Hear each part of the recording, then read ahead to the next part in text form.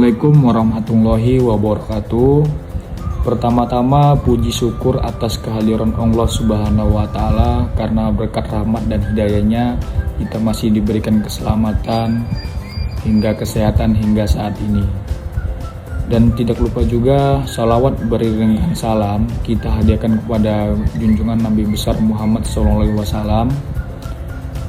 Perkenalkan, nama saya Raja Haris Anggara dengan NPM 24310019, Prodi Manajemen Fakultas Ekonomi, dosen pengampu Bapak Budi Wicaksono MPD. Sejarah bahasa Indonesia lahirnya bermula dari bahasa Melayu yang digunakan pada abad ke-7 di kawasan Asia Tenggara. Penggunaan bahasa Melayu dapat dibuktikan dari sebuah prasasti di Palembang tahun 683 yang penulisannya masih menggunakan bahasa Melayu. Sejak saat itu, bahasa Melayu telah dijadikan sebagai bahasa sehari-hari oleh rakyat yang tinggal di Selat Malaka. Namun, seiring berjalannya waktu, bahasa Melayu mulai beralih fungsi sebagai lingua franca atau bahasa perhubungan antar golongan pedagang dan kerajaan yang terus-menerus meluas di Nusantara. Sejarah bahasa Indonesia. Perluasan ini terus berlanjut hingga abad ke-17 ketika Belanda menduduki Indonesia memasuki abad ke-20. Rakyat Indonesia merasa butuh sesuatu untuk bisa mengikat mereka sebagai bangsa yang bersatu. Setelah itu, rakyat pribumi pun sepakat menjadikan bahasa Melayu sebagai bahasa pemersatu mereka. Sumber bahasa Indonesia. Pada abad ke-19 Masehi, perkembangan kebudayaan ini membuat banyak muncul sastrawan di Riau. Bahasa Melayu berkembang dengan pesat, baik pemakaian secara lisan maupun dalam bentuk tulisan. Selain itu, perkembangan bahasa Melayu juga semakin pesat setelah adanya kebijakan politik etis atau politik balas budi.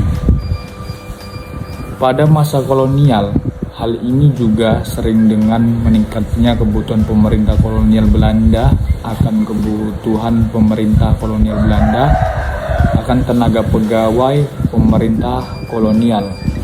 Maka mendirikanlah sekolah-sekolah.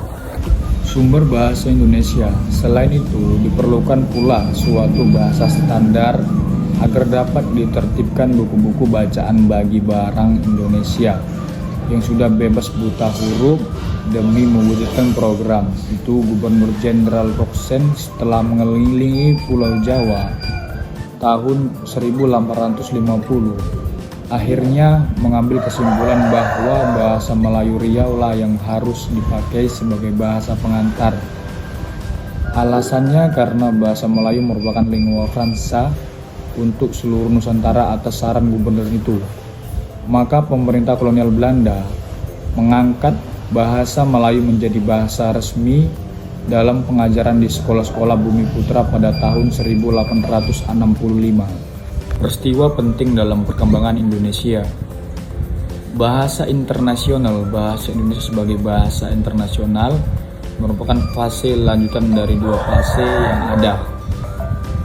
Hal ini dicanangkan dan dilakukan terbukti dengan adanya Kongres Internasional 9 Bahasa Indonesia yang mengambil tempat di Jakarta pada tahun 28 Oktober hingga 1 November 2018. Undang-Undang Nomor 24 Tahun 2009 tentang bendera, bahasa dan lambang negara, serta lagu kebangsaan juga ikut mendukung bahasa Indonesia menjadi bahasa internasional.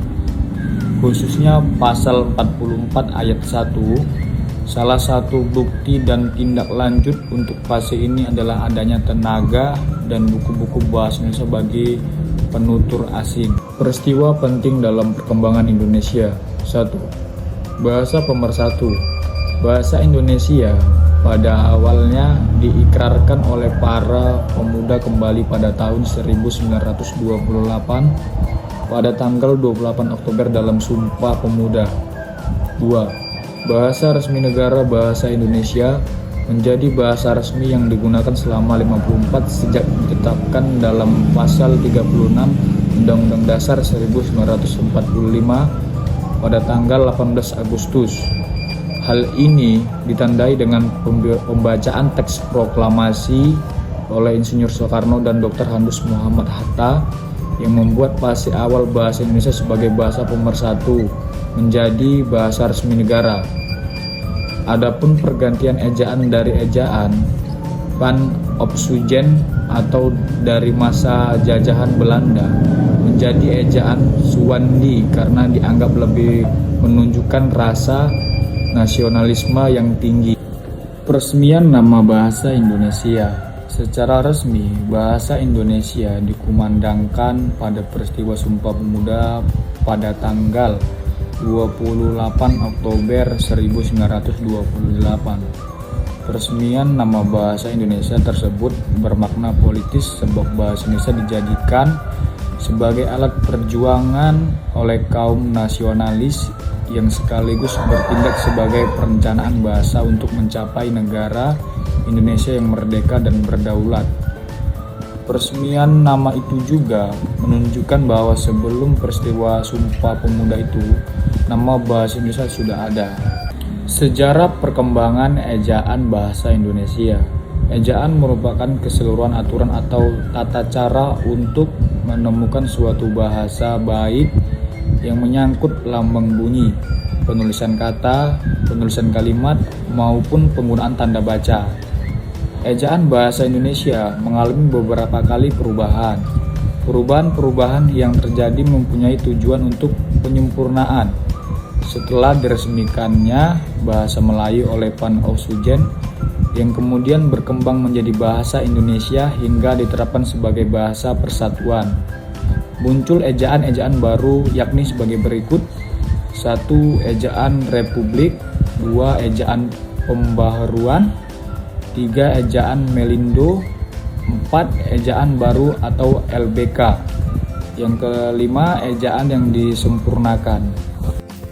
Kesimpulan, bahasa Indonesia adalah bahasa resmi negara Kesatuan Republik Indonesia dan bahasa persatuan bangsa Indonesia. Sampai saat ini, bahasa Indonesia merupakan bahasa yang baru, baik melalui penciptaan maupun melalui penyerapan dari bahasa daerah yang bahasa asing. Pada 18 Agustus 1945, sehari setelah kemerdekaan ditandatanganilah Undang-Undang Dasar 1945. Pada bab 15 pasal 36 ditetapkan secara sah bahwa Indonesia ialah bahasa negara.